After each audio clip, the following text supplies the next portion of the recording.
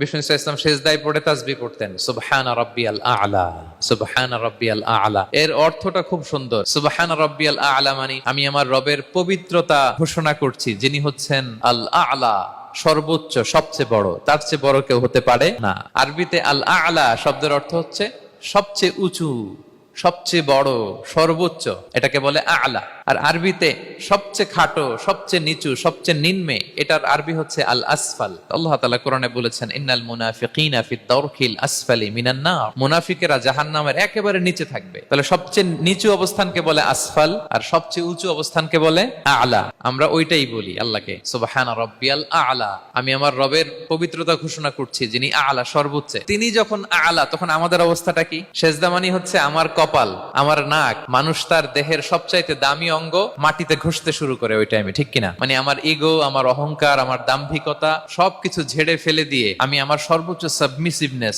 Loyalty, আনুগত্য, humbleness, বিনয় আল্লাহর কাছে দেখাচ্ছি। সেজদায় আমরা যত ছোট হই, এর চেয়ে ছোট আর হওয়া যায় না। সেজদায় আমরা যতটা বিনয়ী হই, একটা মানুষ এর চেয়ে বিনয়ী আর হতে পারে না। এই তো নামাজ শুরু করলাম, আল্লাহু আকবার, এরপর রুকুতে জাস্ট বো ডাউন আর হেড, মাথা একটু ঝুঁকালাম, আর সেজদায় একেবারে মাথাটারে মাটিতে মিলিয়ে দিলাম। তার মানে আমি চলে গেলাম আসফালে। আসফাল মানে সবচেয়ে নিচে, আর সবচেয়ে নিচে যে আমি ঘোষণা দিলাম সুবহান রাব্বিয়াল আ'লা, মানে হে রব, আপনার প্রশংসা, আপনার পবিত্রতা, আপনি আ'লা। আল্লাহ, আমি আর নিজেকে এর চেয়ে তুচ্ছ করতে জানি না, এর চেয়ে ছোট আর করতে পারি না। আমি আমার নিজেকে উজাড় করে দিলাম, সবচেয়ে ছোট, তুচ্ছ, নগণ্য করে আপনার সামনে উপস্থাপন করে আমি ঘোষণা দিচ্ছি সুবহান রাব্বিয়াল আ'লা। পবিত্রতা সেই রবের যিনি আ'লা, সর্বোচ্চ। সুবহানাল্লাহ পড়েন।